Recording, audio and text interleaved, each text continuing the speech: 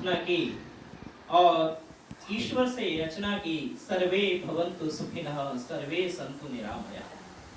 धर्म प्रेमी सज्जनों, आर्य समाज के सिद्धांतों में न केवल किसी एक के लिए, दो के लिए, अपितु संपूर्ण ब्रह्मांड के कल्याण की कामना की जाती है। आप इतर मत मजहबों में देखें, वो केवल उन्हीं की कामना करते हैं जो उनके अनुयायी होते हैं, जिनको वो मानते हैं। लेकिन हमारे संस्कृत जगत में संपूर्ण ब्रह्मांड के कल्याण की कामना की गई है। कामना क्यों की गई है? तो कहते हैं कामना इसलिए की गई है क्योंकि हम सबका मन से कल्याण चाहते हैं। तो मन के बारे में वेद मंत्र कहता है, तन्मयि मनः शिव संकल्पमस्तु। वेद मंत्र कहता है कि मेरा वह मन, हे प्रभु मेरा वह मन कल्याण कारक हो, शिव संकल्पों वाला हो। क्यों हो? तो कवि प्रश्न करता है क्यों ऐसा हो? तो कहते हैं मन एव कारणम बंध मोक्षयोः। मनुष्य का ये जो मन है ना, यही बंधन का और मोक्ष का कारण है। क्यों? वेद मंत्र कहता है कि संसार में कैसे रहें, तो यजुर्वेद का 40वें अध्याय का दूसरा मंत्र हमें मिलता है। वह कहता है कि इस संसार में कुर्वन्नवेह कर्माणि जिजीविषेच्छतं समाह एवं त्वयि नान्यथे तोस्ते न कर्म लिप्यते नरे। अंत में जो पुष्ट है, अंत में जो पद है, वह कहता है कि इस संसार में रह करके, इस संसार के जो भौतिक भोग्य पदार्थ हैं उनका उपभोग तो करो, पर उनमें लिप्त मत हो जाओ। यदि आप उन भोगों में लिप्त हो गए तो आप मोक्ष की ओर अग्रसरित नहीं हो सकते। यदि लिप्तता आ गई मन में तो हमारा मन बंधन में पड़ जाएगा, और यदि हम निर्लेप हैं, उस भोग में लिप्त नहीं हैं, तो संभवतः मोक्ष धाम की ओर अग्रसरित हो सकते हैं, क्योंकि यह मन ही है जो हमें मोक्ष और बंधन में डालता है। एक कवि ने बड़ी सुंदर बात कही है, मन सा न जग में प्रकाश कोई सच्चा मित्र, मन सा न और कोई शत्रु हुड़दंगा है। मन से ही रीत प्रीत, मन से ही शांति गीत, मन से ही कलह कपट द्वेष दंगा है। मन ही दिलाता ईश, मन ही दिलाता मुक्ति, मन ही तो डालता सुकर्म में अड़ंगा है। मन है मरीज तो लजीज कोई चीज नहीं, यदि मन चंगा तो कठौती में ही गंगा है। जब मन आपका पवित्र होगा, जब मन सद्भावों से भरा होगा, सत्य विचारों से परिपूर्ण होगा, तो संभवतः हम सबके कल्याण की कामना कर सकते हैं, सबके कल्याण की भावना मन में निहित हो सकती है। एक बार उत्तर भारत में एक आर्य समाज परिवार ने जलसा का आयोजन किया, जो हम लोग यहाँ वार्षिकोत्सव मनाते हैं या वेद प्रचार सप्ताह कहते हैं। उत्तर भारत में उसे जलसा कहा जाता है।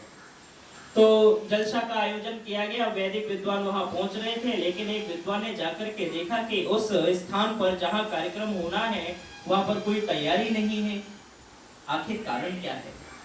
जाकर के पता किया तो पता चला कि उस कार्यक्रम में जिन महानुभाव ने सबसे ज्यादा दान दिया है, जो सबसे ज्यादा दानी महानुभाव हैं, वो अस्वस्थ हैं, उनकी अवस्था मरणासन्न सी है, तो इसलिए जलसा निरस्त कर दिया गया है। वैदिक विद्वान वहां पहुंच चुके थे, उन्होंने कहा अच्छा चलो कोई बात नहीं, हम लोग यहाँ तक आए हैं तो चलो उन महानुभाव के दर्शन ही करते चलें। वैदिक विद्वान जब उनके घर पहुंचे तो उन्होंने क्या देखा, कोई गीता का पाठ कर रहा है, कोई ब्राह्मण वहां पर महामृत्युंजय मंत्र का पाठ कर रहा है, कोई कुछ पाठ कर रहा है, कोई कुछ पाठ कर रहा है। प्रश्न किया महानुभाव ने कि आखिर ये सब क्या चल रहा है?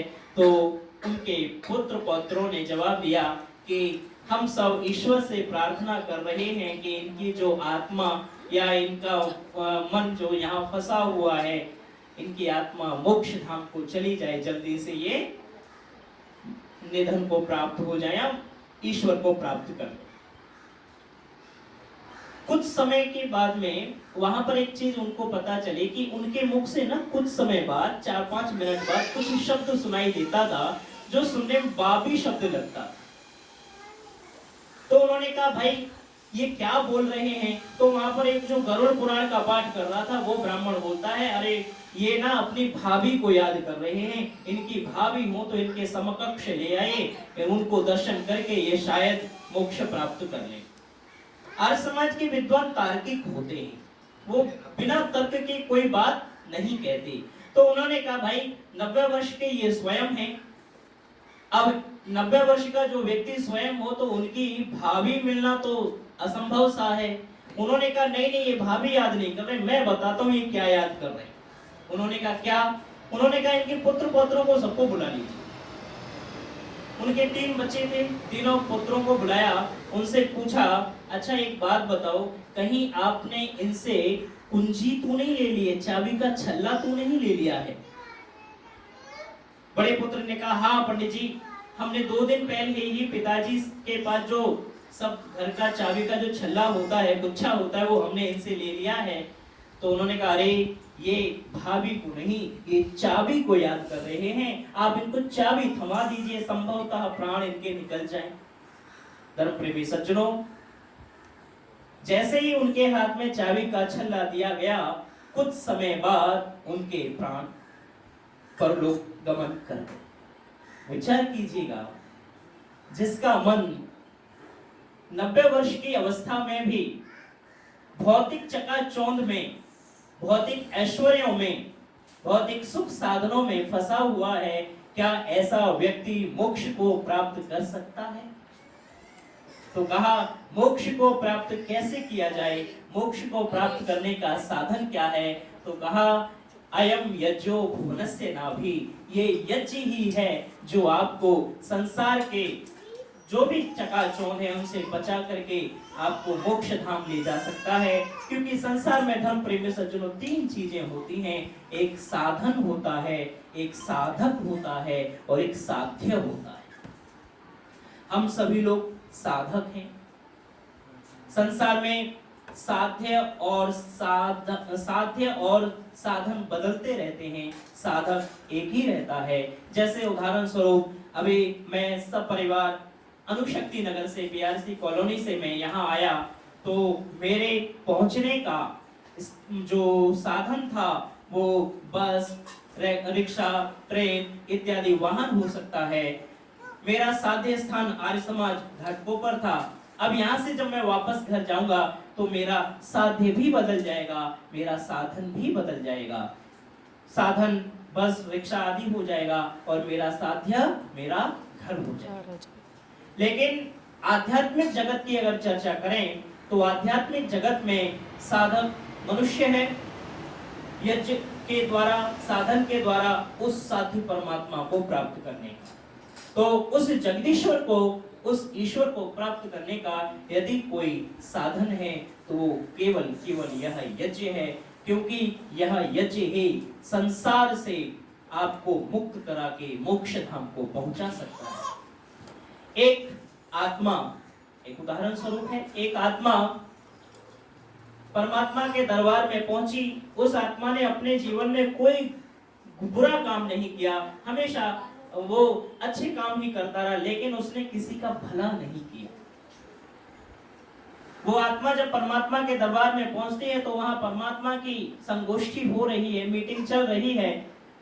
जब वहां पर कहा गया कि इस आत्मा ने कभी कोई गलत काम नहीं किया, किसी को दुख नहीं दिया, कष्ट नहीं दिया, किसी को पीड़ा नहीं दी, चलो इसको हम मोक्ष को प्राप्त करा देते हैं, स्वर्गलोक लेके जाते हैं। तो वहां अन्य देवता खड़े हो गए। अन्य देवता कहते हैं नहीं प्रभु, यह आत्मा मेरा दोषी है। उन्होंने कहा कैसे? प्रभु इसने मुझे बड़ा सुंदर सुंदर 56 प्रकार के भोगों का बना करके खान पान तो किया, भक्षण तो किया, पर इसने कभी मुझे शुद्ध करने का प्रयास नहीं। तो क्या किया जाए? उन्होंने कहा इस आत्मा को ऐसा कीड़ा या ऐसा योनि प्रदान कर दी जाए जिससे कि जाकर के ये अन्न का संरक्षण करे। तो उसको ऐसी योनि प्रदान कर दी गई। 6 महीने बाद पुनः पहुंचा तो कहा अब तो भाई किसी का ये दोषी नहीं है, इसको मोक्ष पहुंचा दो। तो कहा जल देवता खड़े हो गए। वो कहते हैं प्रभु इसने मुझे मधुर जान के पिया, पर इसने कभी मुझे शुद्ध करने का प्रयास नहीं किया। तो इस तरह से वो जब जब जाता है तब तब कोई ना कोई देवता खड़ा होकर के उस पर लांछन लगा देता, दोषारोपण कर देता है। आज वो जा रहा है, मन में विचार कर रहा है मैं परमात्मा के पास जाकर के जैसे कोई देवता बोले उससे पहले ही मैं ईश्वर से कुछ पूछूंगा।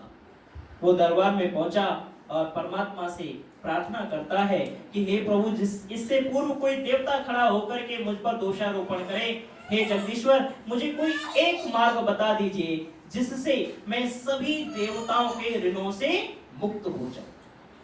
तो ईश्वर उसको मार्ग बताते हैं कि हे मनुष्य, हे आत्मन, तू संसार में जा और जाकर के केवल यज्ञ कर। यज्ञ के माध्यम से तू संसार के समस्त जीवों के ऋणों से मुक्त हो जाएगा।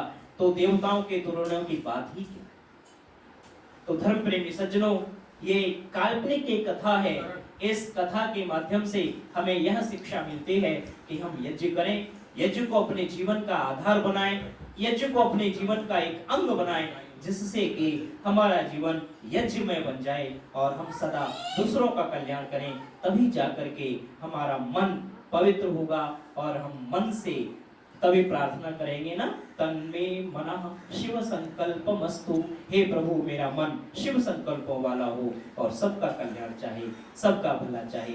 आज बहुत वर्षों बाद लगभग पंडित सोमवीर शास्त्री जी यहाँ थे, तब मेरा आगमन कई बार यहाँ हुआ था। बहुत वर्षों बाद मेरा आगमन हुआ। आदरणीय मेरे अनुज भ्राता जी के माध्यम से मैं अनुज को धन्यवाद देता हूँ और यहाँ सभी उपस्थित भद्र पुरुषों को धन्यवाद देता हूँ। इति ओम शांति।